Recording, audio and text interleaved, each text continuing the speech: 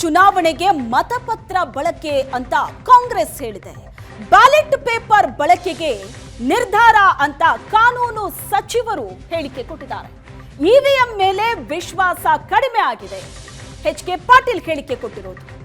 GBA ಚುನಾವಣೆಗೂ ballot ಪೇಪರೇ ಬಳಕೆ ಆಗತ್ತೆ ಅಂತ ಪರಮೇಶ್ವರ್ ಹೇಳಿಕೆ ಕೊಟ್ಟಿದ್ದಾರೆ. ಇವಿಎಂ ರದ್ದು ಮಾಡಬೇಕು ಅಂತ ಯತೀಂದ್ರ ಸಿದ್ದರಾಮಯ್ಯ ರಿಯಾಕ್ಟ್ ಮಾಡಿದ್ದಾರೆ.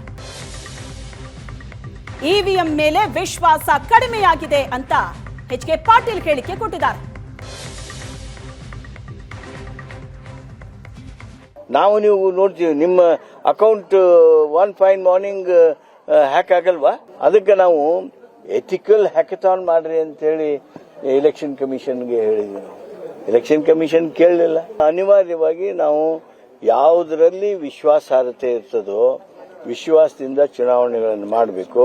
ಅದು ಪೇಪರ್ ಬ್ಯಾಲೆಟ್ ಮೂಲಕ ಮಾತ್ರ ಸಾಧ್ಯ ಅನ್ನೋದು ನಮ್ಮ ಅಭಿಪ್ರಾಯ. ಆ ಹಿನ್ನೆಲೆಯಲ್ಲಿ ಈ ನಿರ್ಣಯವನ್ನು ತೆಗೆದುಕೊಂಡಿದ್ದೇವೆ. ಕ್ಯಾಬಿನೆಟ್ ನಲ್ಲಿ ತೀರ್ಮಾನ ಮಾಡಿದ್ದೇವೆ. ಬ್ಯಾಲೆಟ್ ಪೇಪರ್ನ ಈ ಚುನಾವಣೆಗೆ ಇಂಟ್ರೊಡ್ಯೂಸ್ ಮಾಡಬೇಕು ಅಂತೇಳಿ ತೀರ್ಮಾನ ಮಾಡಿದ್ದೇವೆ. ತಾಲೂಕ್ ಪಂಚಾಯಿತಿ, ಗ್ರಾಮ ಪಂಚಾಯಿತಿ ಇವಕ್ಕೆಲ್ಲ ಮಾಡಬೇಕು ಅಂತ ಹೇಳಿ ತೀರ್ಮಾನ ಆಗಿದೆ. ಜಿಬಿಎಗೂ ಕೂಡ ಬಹುಶಃ ಅದನ್ನು ಅಪ್ಲೈ ಮಾಡ್ತಾರೆ. ಡೆಮೋಕ್ರಸಿನಲ್ಲಿ ಎಲೆಕ್ಷನ್ಸ್ ಫೇರ್ ಅಂಡ್ ಫ್ರೀ ಆಗಿರಬೇಕು. ಯಾವುದೇ ಕೂಡ ಸಂದೇಹಕ್ಕೆ ಆಸ್ಪದ ಕೊಡದೇ ರೀತಿಯಲ್ಲಿ ಫೇರ್ ಅಂಡ್ ಫ್ರೀ ಆಗಿ ನಡೀಬೇಕು. ಸೊ ಅದ್ರ ಮೇಲೆ ನಮಗೆ ಅನುಮಾನ ಇದ್ದಾಗ ಅಂತಹ ಒಂದು ಪದ್ಧತಿನೇ ಫಾಲೋ ಮಾಡಬಾರ್ದು. ಇವತ್ತು ತಂತ್ರಜ್ಞಾನದಲ್ಲಿ ಮುಂದುವರಿಯುವಂಥ ದೇಶಗಳೇ ಅದನ್ನು ಕೈ ಬಿಟ್ಟಿರ್ಬೇಕಾರೆ. ಸೊ ಹಾಗಾಗಿ ಇವಿಎಂ ಬದಲು ಬ್ಯಾಲೆಟ್ ಬಾಕ್ಸ್ ಅಲ್ಲಿ ಎಲೆಕ್ಷನ್ ಮಾಡೋದೇ ಸೂಕ್ತ. ಎಲೆಕ್ಟ್ರಾನಿಕ್ ವೋಟಿಂಗ್ ಮಿಷಿನ್ ತಂದಿದ್ದೇನೆ. ಅಟಲ್ ಬಿಹಾರಿ ವಾಜಪೇಯಿ ತಂದ್ರ, ರಾಜೀವ್ ಗಾಂಧಿ ತಂದಿತ್ತು.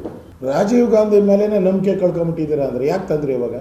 ಈಗ ಮತ್ತೆ ದೇಶದ ಜನ ಎಲೆಕ್ಟ್ರಾನಿಕ್ ವೋಟಿಂಗ್ ಮಿಷಿನ್ಗೆ ಅಕ್ಸೆಪ್ಟ್ ಮಾಡಿದ್ದಾರೆ. ಕೋರ್ಟ್ಗಳು ದೃಢೀಕರಣ ಮಾಡಿದೆ. ನಮ್ಮೆಲ್ಲ ಕೋರ್ಟ್ಗಳು ಕಾಂಗ್ರೆಸ್ ಸತತವಾಗಿ ಸೋಲ್ತಾ ಇರೋದ್ರಿಂದ ಆ ಸೋಲಿಗೆ ಕಾರಣ ಏನು ಹುಡ್ಕೋದು ಬಿಟ್ಬಿಟ್ಟು ಆ ಲೀಡರ್ಶಿಪ್ ಇಲ್ದಿರ ಸೋಲ್ತಾ ಇದ್ದಾರೆ ಅನ್ನೋದು ಈಗಾಗಲೇ ಕಾಂಗ್ರೆಸ್ ನಾಯಕರೇ, ಹಲವಾರು ನಾಯಕರು, ಕೇಂದ್ರದ ನಾಯಕರು, ಕಾಂಗ್ರೆಸ್ ನಾಯಕರು ತಿರುಗಿಬಿದ್ದಿದ್ದಾರೆ.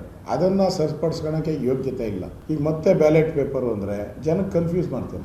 ಜನ ಒಂದು ಸಿಸ್ಟಮ್ಗೆ ಅಟ್ಯಾಚ್ ಆಗಿದ್ಮೇಲೆ ಮತ್ತೆ ಅದನ್ನು ಬದಲಾವಣೆ ಮಾಡಿದ್ರೆ ಈ ತರ ತೊಗಲಕ್ಕಂತಾರೆ. ನಿಮ್ಮನ್ನು ಟೆಕ್ನಾಲಜಿ ಮುಂದುವರೆದಂತ ಒಂದು ಕಾಲದಲ್ಲಿ ಈಗ ಮತ್ತೆ ಆ ಟೆಕ್ನಾಲಜಿನ ಬದಿಗಿಟ್ಟು ಬ್ಯಾಲೆಟ್ ಪೇಪರ್ಗೆ ಹೋಗ್ತಕ್ಕಂತ ಅಗತ್ಯತೆ ನನಗಂತೂ ಕಾಣ್ತಾ ಇಲ್ಲ. ಈಗ ಎಲ್ಲೆಲ್ಲಿ ಚುನಾವಣೆಗಳು ನಡೆದಾಗ ಕಾಂಗ್ರೆಸ್ನವರು ಗೆದ್ದಂತ ಆ ರಾಜ್ಯಗಳಲ್ಲಿ ಇವಿಎಂ ಮಿಷಿನ್ ಚೆನ್ನಾಗಿ ವರ್ಕ್ ಆಗ್ತದೆ.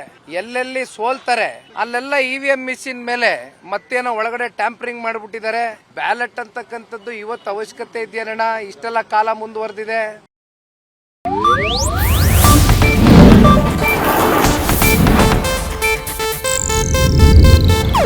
ಇದು ಏಷ್ಯಾನೆಟ್ ನ್ಯೂಸ್ ನೆಟ್ವರ್ಕ್ ಪ್ರಸ್ತುತಿ.